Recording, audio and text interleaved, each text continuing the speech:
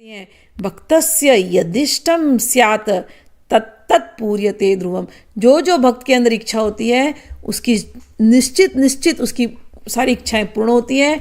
और कैसी पूर्ण होती है? ध्रुवम, परमानेंट उसको मिलता है। जैसे हमको धन की इच्छा होती है, धन लक्ष्मी चंचला है, एक जगह टिकती नहीं, भाग जाती है ना। लेकिन श्री विद्या के उपासक को टेंशन नहीं होती इस चीज़ की। क्यों? लक्ष्मी श्री विद्या है, लक्ष्मी ही त्रिपुरा है। अभी हमने कितने सारे अर्थों में पढ़ा उनका नाम कि लक्ष्मी ही त्रिपुरा है। और जहाँ श्री सूक्त, जहाँ ललिता त्रिशती का पाठ हो रहा है, जहाँ श्री यंत्र की पूजा हो रही है, श्री विद्या प्रैक्टिस की जा रही है, उस घर में लक्ष्मी चंचला थोड़ी होती है, बैठ जाती हैं परमानेंट। लिखा है यहाँ पर स्यात् तत्तत् पूर्यते ध्रुवम। जो जो आपको इच्छा। अच्छा, लक्ष्मी केवल धन नहीं होता, लक्ष्मी के भी अलग अलग स्वरूप हैं। केवल धन मिला और आपके पास उस धन को एंजॉय करने के लिए परिवार ही नहीं है तो होता ना। कोई लोग बड़े धनी मानिए, ना पत्नी होती है ना बच्चे होते हैं, क्या फ़ायदा उस धन का। तो धन मिले तो धन के साथ परिवार मिले। अच्छा ठीक है, परिवार है, उसके साथ ढंग का भोजन मिले, स्वास्थ्य मिले। बहुत धन है हमारे पास, स्वास्थ्य ही नहीं है, खरीद सब कुछ सकते हैं, खा ही नहीं सकते, तो क्या फ़ायदा।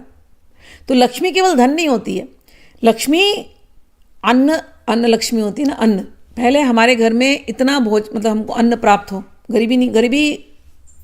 गरीब लोग भूखे रह जाते बेचारे, तो गरीबी और भूखा एक साथ चलते हैं। तो जब हम लक्ष्मी की बात करते हैं तो केवल धन की बात नहीं होती है। लक्ष्मी यानी इतना अन्न हो आपके घर में कि आप भी भोजन करें और आपके घर में मेहमान जब आए तो उनको भी आप खूब अच्छे से भोजन करा सके, इतना अन्न हो, तो अन्न लक्ष्मी। आपके पास घर हो, ये भी घर, गृह लक्ष्मी, ठीक है ना। घर, आपके पास अच्छे वाहन हो, कहीं भी आने जाने के लिए आपको कभी तकलीफ ना हो, ये भी लक्ष्मी का स्वरूप है। आपके पास आपके परिवार वाले आपको खूब प्रेम दे, परिवार में आपस में शांति हो, तो ये तो धन का आनंद है। नहीं तो क्या फ़ायदा हो धन कर लेकर के। तो अच्छा परिवार होना, अच्छा घर होना, खूब अन्न होना, ये सब वाहन होना, फिर धन होना, खूब धन होना चाहिए, कमी नहीं होनी चाहिए धन में, अच्छा धन होना और अच्छी बुद्धि होनी सबकी, ये भी धन है। धी, लक्ष्मी का नाम है धी। अच्छी बुद्धि हो, लब्ध धी, हमने अभी बात की थी त्रिशती में नाम। तो अच्छी बुद्धि हो, ये भी एक प्रकार की लक्ष्मी है। और शांति हो घर के अंदर, ये भी लक्ष्मी है।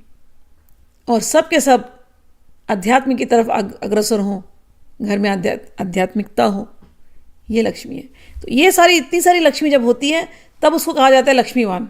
केवल धनवान को लक्ष्मीवान नहीं कहा जाता, तो इनको कहा जाता है लक्ष्मीवान। तो यहाँ पर जो बात कर रहे हैं कि भक्तस्य यदादिष्टम स्यात् तत्तत् पूर्यते ध्रुवम।